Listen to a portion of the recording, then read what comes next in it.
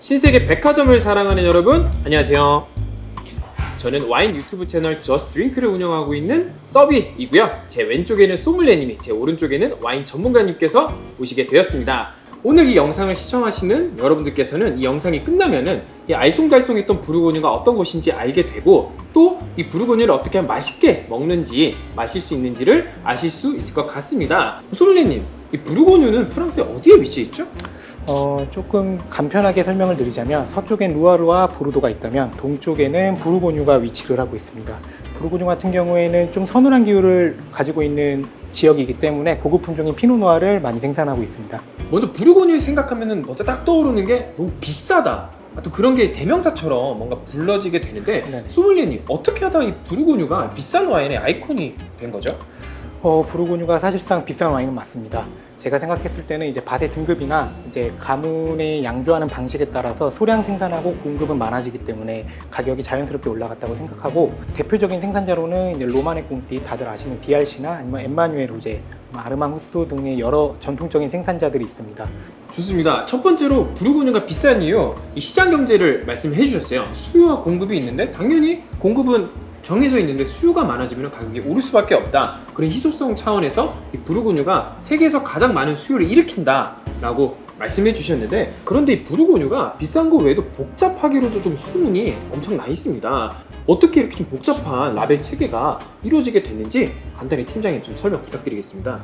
부르고뉴는 그 밭에 관해서 등급이 지정되어 있어요. 자, 4가지 등급으로 되는데, 지역 단위, 마을 단위, 1등급, 그랑크루 4등급으로 되어 있는데, 점점 좁혀지는 걸 알 수가 있죠. 이렇게 좁혀질수록 좀 더 희귀하고 희소성이 있고 그만큼 가치가 더 높다는 의미일 수 있습니다. 우리가 부르고뉴 얘기를 하면은 빼먹을 수 없는 포도 품종 2가지가 있어요. 요 포도 품종 2가지 너무나 유명하지만 모르시는 분들도 있을 것 같은데, 소믈리에님 소개 한번 해주세요.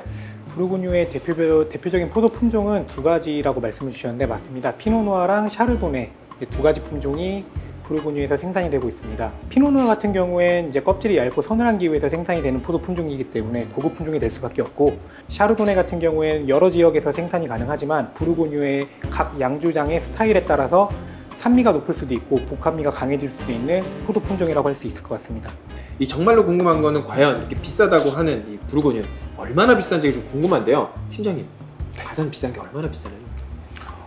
제가 기억하기로는 2018년도에 뉴욕 소더비 경매에서 1945년산 도멘드라 로마네 꽁띠가 6억 5천 정도에 판매된 걸로 기억하고 있습니다. 6억이요? 네, 한 병이요? 그럼요.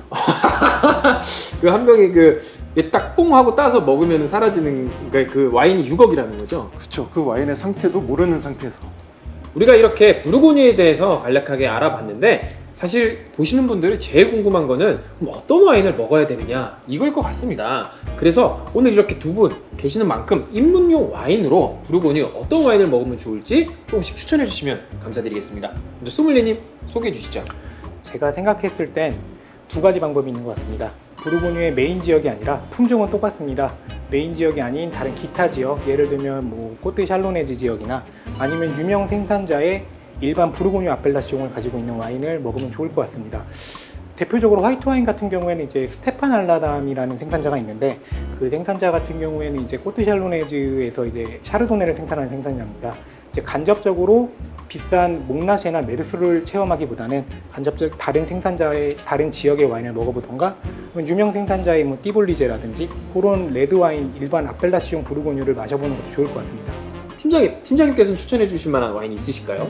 크레망두 부르고뉴, 샴페인과 똑같은 방식으로 만든 부르고뉴에서 생산되는 스파클링이라고 보시면 됩니다. 생산자마다 좀 틀리지만 샤도네 100%, 블랑드 블랑을 만들기도 하고, 그 피노누아 100%도 블랑드 누아, 로제도 만들 수도 있고, 여러 가지 방식으로 크레망이 나오고 있는데요. 국내에서 가장 유명한 건 아무래도 루드몽이라는 생산자의 크레망드 부르고뉴겠죠.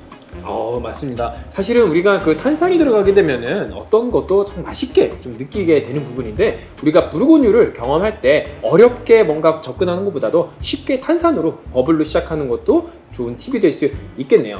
마지막으로 이 와인을 이제 즐길 때 꼭 하지 말아야 될, 또는 와인 에티켓 같은 것들이 좀 있으면은 서로 공유를 했으면 좋겠습니다.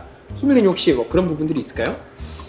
스왈링을 이제 습관적으로 하시거나 이제 분위기에 취해서 계속 와인을 돌리세요. 그런 부분은 이제 산소와 접촉하는 행위이기 때문에 피노누아뿐만 아니라 와인이 산화를 빨리 진행시키는 과정입니다. 그래서 딱 필요한 만큼 와인을 마시기 전에 한두 번 스왈링한 후에 음용을 했으면 좋겠습니다. 팀장님께서는 혹시 피해야 될 부분이나 에티켓 있다면? 식사를 하는 와중에 와인을 같이 시음을 하게 되잖아요. 음식을 먹게 되면 소스가 글라스에 묻어 있을 수도 있을 거예요. 그때는 살짝 그 티슈나 다른 린넨 같은 걸로 닦아주시는 게 같이 식사하시는 분들한테 대한 예의가 아닐까 생각됩니다. 오늘 이렇게 신세계 백화점에서 이렇게 기획한 부르고뉴에 대해서 저희가 이렇게 이야기를 나눠봤습니다. 저희 얘기들이 여러분들께 도움이 되셨으면 정말 좋겠고요. 저희는 이렇게 인사드리도록 하겠습니다. 감사합니다.